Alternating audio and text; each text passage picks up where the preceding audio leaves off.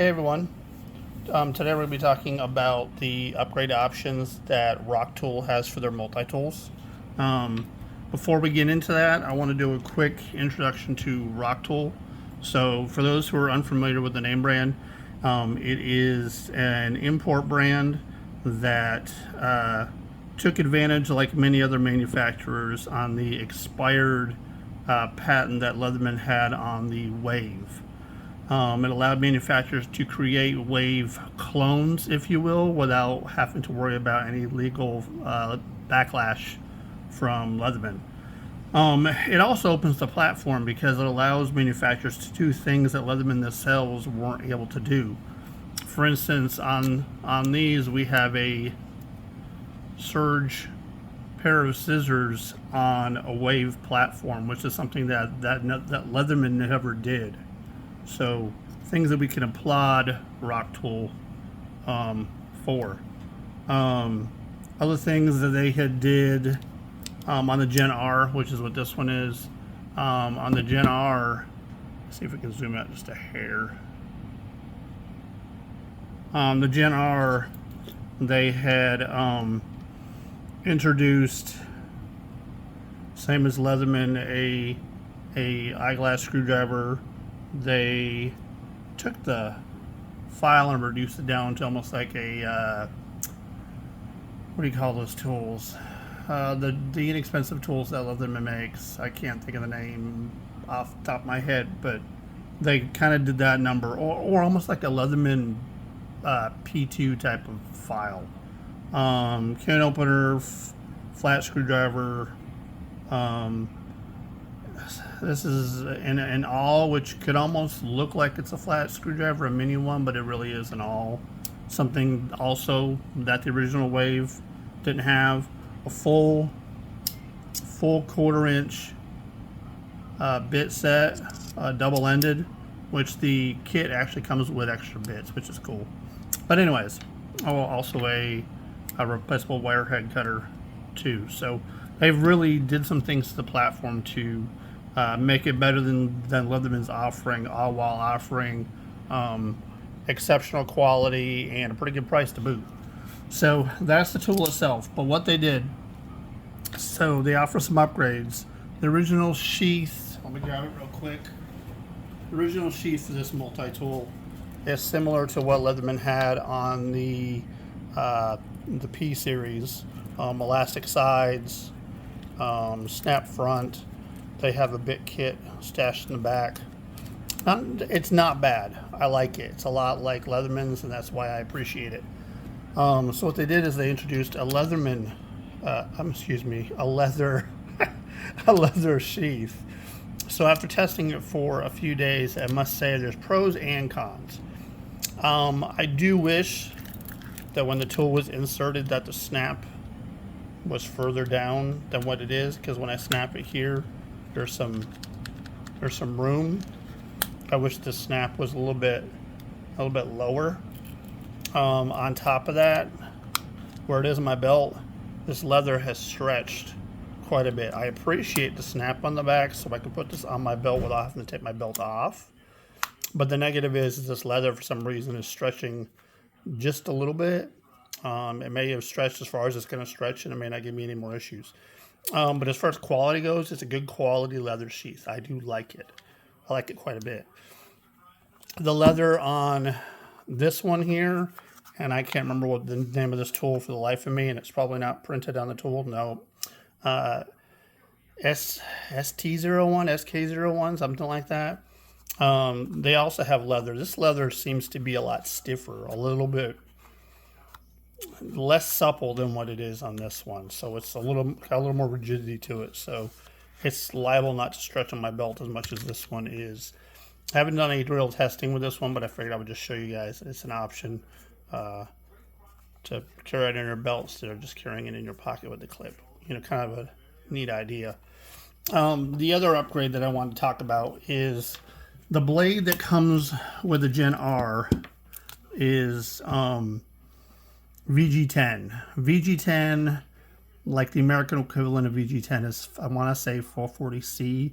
So it's not bad. Not a bad steel. Comparable Well, no. Actually, it's a little bit of an upgrade from what Leatherman uses, because Leatherman on the original Waves, or the Wave Plus even, uses a 420 high carbon stainless. So 440C is technically better than Leatherman's 420, depending on the heat treat.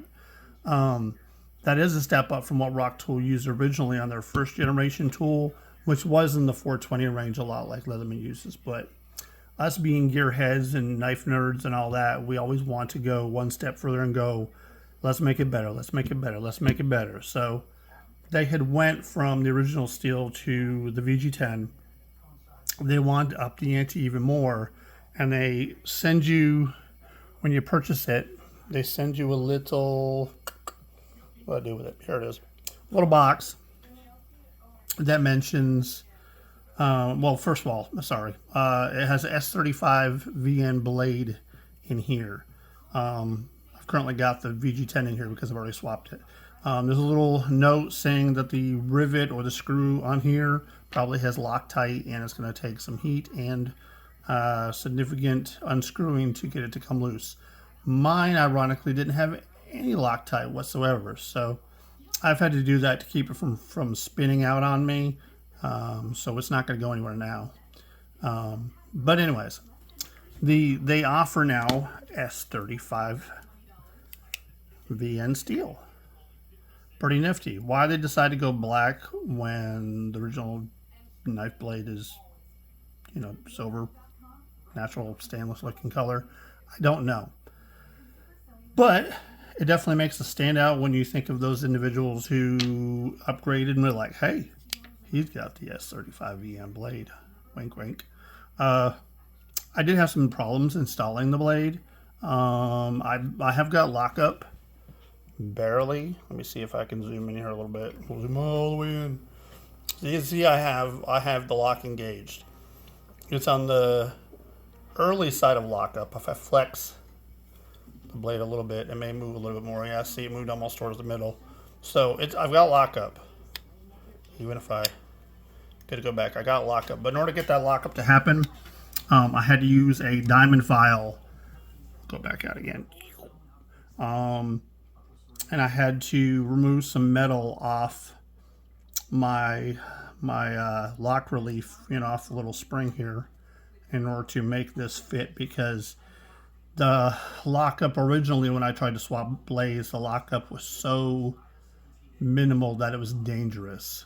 But I understand from Rocktol's point of view, it's hard to sell a generic blade that's going to fit in a tool without having anybody in maintenance or in the installation process to make sure that fit finish is where it's supposed to be. So I can't blame them at all for that. That's an unforeseen issue that's going to happen. But luckily, people out there who are tool fanatics are do-it-yourselfers and will often find ways to make things work.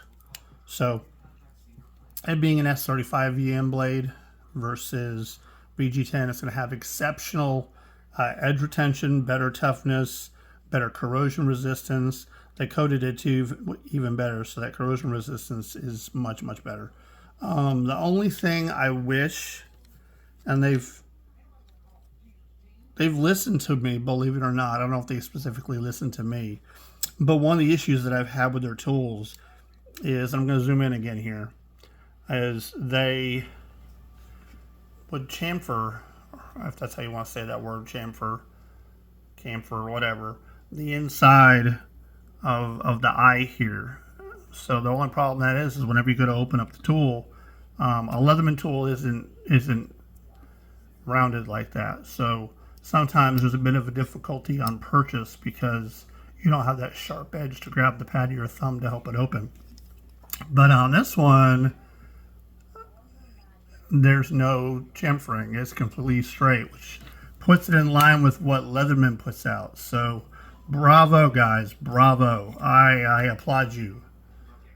I applaud you, because I have been wanting that since they introduced the very first tool. So I am thoroughly pleased. Could be a little bit sharper, just a little bit to make a little bit easier. It's a little soft, but I like that. I like that they listened, and I think that's what's making Rocktol better as time goes on is they're listening. They're listening to their users and their fan base, and they're making changes based upon what they say is good, what they say is bad, which is what any good company should do. So I am very happy that they're listening to their fan base and making changes thereof.